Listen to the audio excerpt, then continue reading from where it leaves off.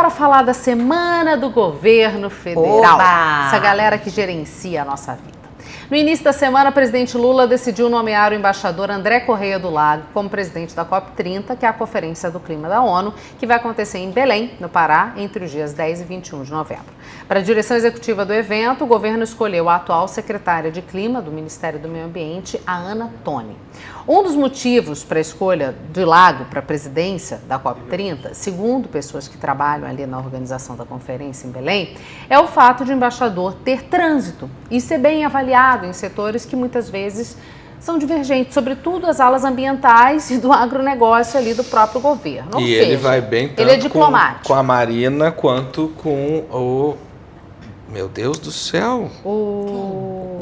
Da agricultura, o Fávaro. Fávaro. Olha que coisa louca. Isso. Pois é, não tem uma regra, né, de quando a presidência da cúpula climática precisa ser anunciada, mas nos últimos anos foi comum que o nome fosse escolhido durante a COP do ano anterior para que o processo de negociações já começasse. Mas é claro que nós não conseguimos fazer isso. É o fuso, gente. É isso, do ano passado. Ainda mais ali no norte, que às vezes tem um horário diferente de Brasília.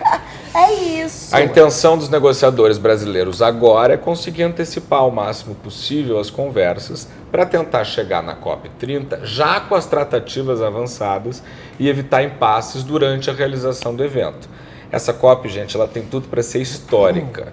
Inclusive, na nossa entrevista do Rivotalks, que vai sair no dia 4 de fevereiro. Calma, hein? Calma. Espectadores, calma. Isso. A gente falou bastante disso com uma convidada super especial, mas que a gente só conta quem é na semana que vem. Então prende o verbo. Mas antes de escolher quem seria o presidente da COP, o Lula fez uma reunião de 7 horas com todos os seus ministros. No encontro, cada pasta apresentou as prioridades e as metas para 2025. O ministro Rui Costa, da Casa Civil, concedeu uma entrevista coletiva após a reunião e disse que Lula não tomou qualquer decisão sobre reforma ministerial. Mas o destaque mesmo, aparentemente, ficou para a apresentação do novo chefe da SECOM, o publicitário Sidônio Palmeira, que trouxe novas diretrizes da comunicação do governo e pediu que os colegas parassem de dar declarações em off para a imprensa, o que evidentemente não vai acontecer, senão acaba aquele jornal que a gente já sabe. Agora a pergunta que não quer calar é: a Janja aprovou a escolha dos nomes? Cadê a declaração de Janja? Olha, antes da gente seguir com esse assunto, vou ler o superchat aqui do Gleison, de membro por 6 meses. Essa COP30 é uma fraude anunciada, não tem nenhum convite para instituições ou o que quer que seja da região, nem mesmo as de ensino. Palhaçada. Gleison, é muito simples. A sua caneca não levou 6 meses para chegar? É que o convite tá indo de correio aí. Ah, entendi. Para as instituições Faz de sentido. ensino e etc. Calma, vai chegar, uma hora chega. Bom, Manu, se a Janja aprovou os nomes, eu não sei. O que eu sei é que a coisa não está muito boa para nossa presidente em exercício. O que houve, pelo amor de Deus? Lembra do Janja Palusa? Claro! Então, o Tribunal de Contas da União instaurou uma investigação mirando a possível malversação de recursos públicos da usina hidrelétrica binacional de Itaipu no Festival da Primeira-Dama. O caso está nas mãos do ministro Haroldo Cedras. É que a realização da cúpula do G20 e do Janja Palusa, né, o festival ali que ficou batizado, dado a propaganda ostensiva feita pela Janja, isso tudo custou até mais ou menos 85 milhões de reais para empresas estatais brasileiras. Somente a estatal Itaipu Binacional pagou 15 milhões de reais para a reunião da cúpula do G20 e para eventos paralelos como o festival Aliança Global contra a Fome e a Pobreza. Janja Palusa, minha filha! Só lembrar que Janja foi funcionária de carreira durante muitos anos de Itaipu, Aproximadamente né? 20. Né? E dizem as Matildes do Pois governo não. que ela exerce ainda muita influência ali na empresa. Ainda Não mais agora sei, como presidente da mas missão. o É fato isso, em é exercício. que lá atrás ela pediu demissão de Itaipu para seguir em Curitiba com Lula quando o presidente estava preso. Olha só. Entendeu? Então, assim, é isso. Em paralelo, tem muita treta rolando lá no IBGE. Gente, deixa eu explicar direitinho como é que começou esse rolê de IBGE. O presidente da instituição, o Márcio Pockmann, vive um momento muito, muito delicado na gestão dele. Entusiasta da criação da Fundação IBGE, mas o Pockmann vem sendo acusado de autoritarismo e de querer intervir no trabalho técnico do IBGE. Essa fundação, a IBGE+, é uma fundação de direito privado que vai poder captar recursos particulares para pesquisas, saindo das amarras do orçamento público. A visão do governo é que a nova fundação é uma iniciativa positiva porque vai permitir a realização de pesquisas sem restrição orçamentária. Mas os servidores do IBGE discordam. Numa carta aberta publicada na terça-feira, os funcionários pedem a atuação urgente do Congresso Nacional em defesa da autonomia técnico-científica da instituição. Eles chamam a fundação de IBGE Paralelo. Dizem que o IBGE está vivendo a mais grave crise de sua história e que a fundação apresenta graves inconsistências jurídicas insanáveis. Fogo no parquinho, né? A carta ainda fala que o tal IBGE+ representa a precarização às avessas dos serviços oficiais de estatística e também um extremo risco, e isso é muito grave, a qualidade dos serviços oficiais do Instituto. Tá botando em xeque a confiabilidade dos dados que são entregues pelo IBGE. Os servidores também disseram que a gestão do Pockmann no comando da instituição tem sido marcada por posturas autoritárias e desrespeito ao corpo técnico da casa. De novo, ruim, né? Ruim, como diria Vidal.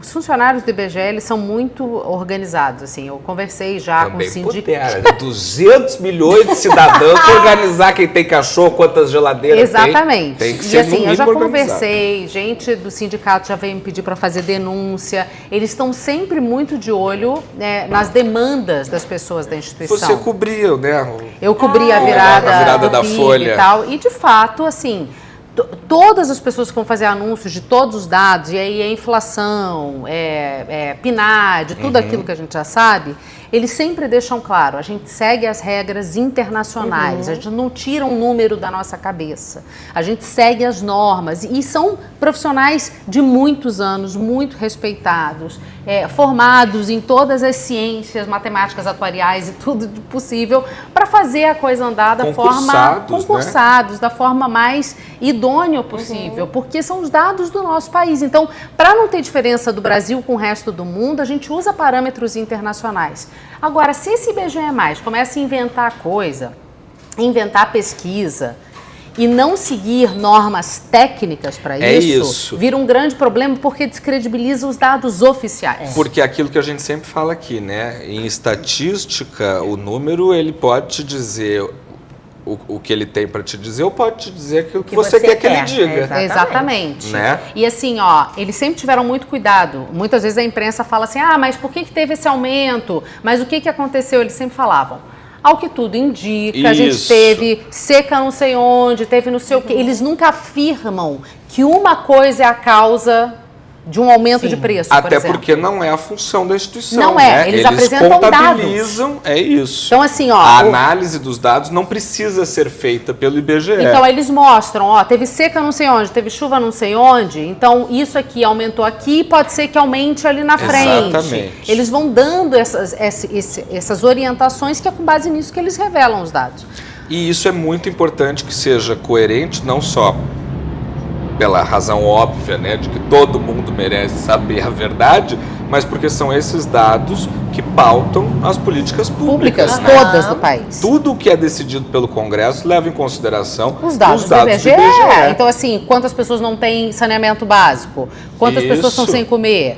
Quantas pessoas... Então, os dados de educação. Gente, olha a crise que foi o censo. É isso. A gente ficou sem censo e ficou sem política pública. Gente, a gente ficou quase 10 anos, ou mais de 10 anos... Se eu estiver falando errado, perdão. O censo é de 10 em 10. Não. Mas com outro dado. Que a gente ficou 3 anos além do que precisava. Mas né? a gente ficou sem a atualização de um dado que é o dado base para você fazer a conta do Que censo, absurdo. que eu esqueci agora, Aham. porque não tinha dinheiro para fazer.